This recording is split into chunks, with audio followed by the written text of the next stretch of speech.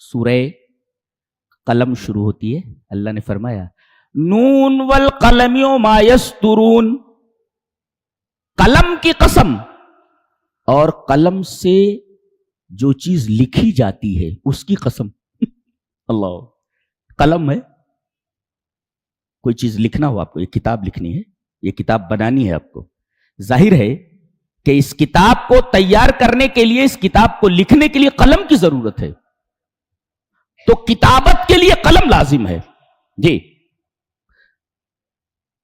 تو اللہ فرما رہا ہے قلم کی قسم اور قلم کے ذریعے جو چیز لکھی جاتی ہے اس کی قسم.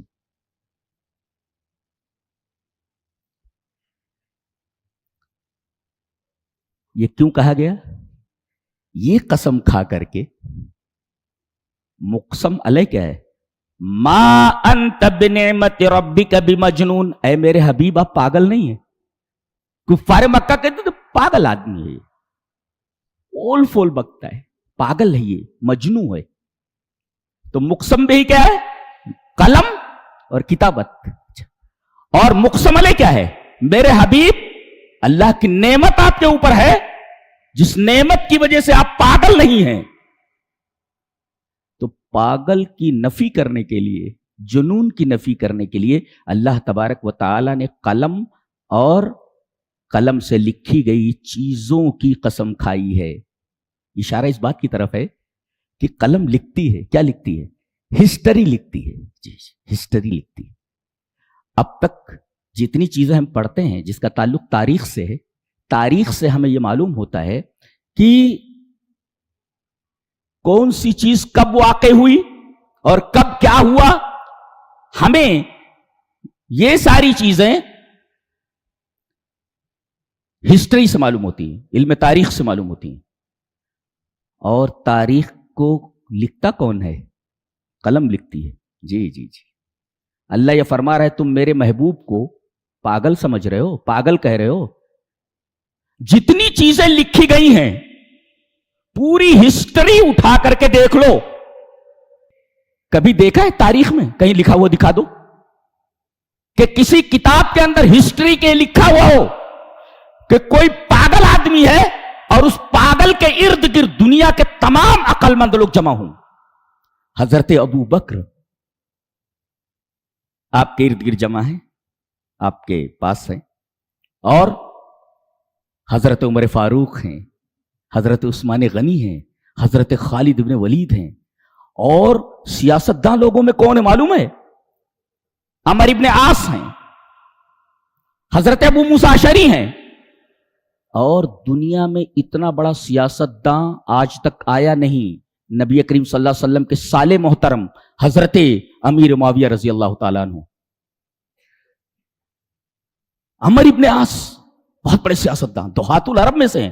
اور حضرت ابو موسیٰ اشعری، حضرت امیر معاویہ، یہ دنیا کے بہترین سیاستدانوں میں سے ایک ہیں.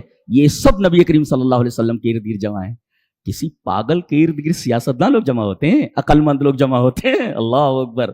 تو اللہ تبارک تعالیٰ نے یہی فرمایا کہ کہیں دکھا دو تاریخ میں کسی نے لکھا ہو کہ ایک پاگل کے ارد گرد عقل مندوں کا پورا ہجوم ہو.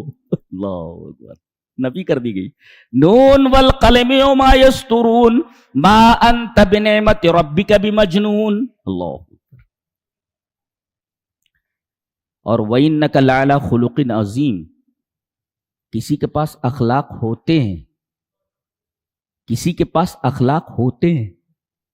اللہ فرما رہا ہے میرا نبی اخلاق کو سواری بنائے ہوئے ہے. جی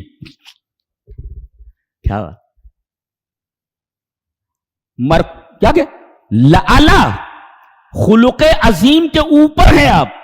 گویا آپ اوپر ہیں تو خلق عظیم یعنی عظیم اخلاق آپ کی سواری ہے، اور آپ اس سواری کے اوپر بیٹھے ہوئے ہیں. اور سواری جو ہوتی ہے وہ سوار کے قبضے میں ہوتی ہے. جی، تو گویا کہ اخلاق عظیمہ سے آپ متصف نہیں، اخلاق عظیمہ آپ کی سواری ہے، اس پر آپ سوار ہیں، اور اخلاق عظیمہ آپ کے کنٹرول میں ہے، اس لیے کہ وہ سواری ہے آپ کی. جی، اتنی لوگوں نے بڑی تعریفیں کی آج تک دنیا میں، بڑی بڑی نعتیں پڑھی گئیں. جی، نبی کی شان میں بہت کچھ لکھا گیا. नासिरीन ने नस्र लिखी, शुआरा ने अशार लिखे, नात खानों ने नातें पढ़ी। अल्लाह की कसम खा करके कहता हूं कि दुनिया की तमाम नातें नबी की शान में जो लिखी गई और पढ़ी गई एक तरफ कर दी जाएं और एक आयत करीमा एक तरफ कर दी जाए, व इन्नका लअला खुलुक़िन अज़ीम। भारी है ये तारीफ उन तमाम नातों के ऊपर। यह है अल्लाह तबारक व तआला का कलाम, व इन्नका लअला खुलुक़िन अज़ीम। हज़ा कलाम अजीब जी, व इन्नका लअला खुलुक़िन अज़ीम। उसके बाद अल्लाह यह फरमा रहा है, ए कुफ्फारे मक्का, ए मुशरिकीन, अल्लाह ने तुमको दौलत दे रखी है, नेमत दे रखी है। जानते हो अगर इन नेमतों की तुम कद्र नहीं करोगे तो अल्लाह तबारक व तआला तुमसे ये नेमतें इस तरह छीन लेगा जैसे बाग वालों से उसने नेमत छीन ली थी। आगे बाग वालों का वाकया है, फरमाया गया, इन्ना बलौनाहुम कमा बलौना अस्हाबल जन्ना। हमने उनको आजमाया जैसा कि हमने बाग वालों को आजमाया। हुआ क्या था, किसी जमाने में एक बड़ा ही सखी शख्स था, उसका एक बाग था। जब बाग में फल आते तो जब वो फलों को तोड़ने के लिए जाता तो साथ में मिस्कीनों को ले जाता था, बुला बुला करके, चलो चलो चलो चलो। फकरा और मसाकीन और गौरबा को अपने साथ बाग में ले जाता और उसके 3 हिस्से करता फलों के। एक हिस्सा अपने लिए रखता और एक हिस्सा फकरा को दे देता, गरीबों को दे देता, और एक हिस्सा अपने रिश्तेदारों में, दोस्त अहबाब में तकसीम कर देता। यह उसका तरीका था। जब वो मर गया तो बेटे जो थे, 3 बेटे थे उसके, औसत से पता चलता है कि 3 बेटे थे, एक बीच वाला था। ने कहा हमारा बाप पागल था। हाँ, आज जो नई नस्ल है वो बाप को पागल ही समझती है, अब्बा को क्या समझता है। जिस बाप ने तुमको उंगली पकड़ कर चलाया हो, चलना सिखाया हो, उस बाप को कहते हो कि अब्बा को क्या समझता है? अब्बा को क्या समझता है? तुम इतने बड़े हो गए हो, अब्बा को क्या समझता है? जिसने उंगली पकड़कर चलाया तुम्हें। तो खून का आखिरी कतरा भी अगर लगे, जरूरत पड़े, तो बाप खून का आखिरी कतरा तक देने के लिए तैयार हो जाता है। और तुम कहते हो कि अब्बा को क्या समझता है? बोले बाप के मरने के बाद पहली दफा जब बाग में फल आया तो चले, फन्तलक़ू वहुम यतखाफ़तून, चले और धीरे धीरे बात कर रहे थे, चुपके चुपके धीरे धीरे बात कर रहे थे, ताकि फकीर लोगों को पता ना चल जाए। इसलिए कि उनको मालूम हो गया था फल पक गया है, तो बाप की तरह बेटे भी हमें ले जाएंगे। ये लोग चुपके चुपके चले। नीयत तो खराब हो गई थी जी, नीयत खराब हो गई थी। बचो नीयत की खराबी से। अब ये तीनों जब बाग में पहुंचे तो देखा बाग है ही नहीं। बोले ऐसा तो नहीं कि रास्ता भूल गए, इन्ना लज़ालून, लगता है कि हम रास्ता भटक गए हैं। एहसास हुआ बल नहनु महरूमून, रास्ता भटके नहीं है बल्कि हम महरूम कर दिए गए नेमत से, नेमत से महरूम कर दिए गए।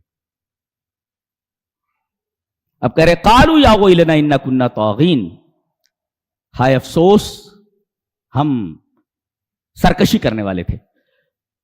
तो इनको मुतनब्बी किया गया कि अल्लाह नेमतें दे तो नेमत का शुक्रिया अदा करो, और नेमत का शुक्रिया यह है कि उन नेमतों को अल्लाह की राह में भी खर्च करो जी, गुरबा और मसाकीन को न भूलो जी, वरना तुम्हारा हाल वही होने वाला है जो अस्हाबुल जन्नह का हुआ है जी।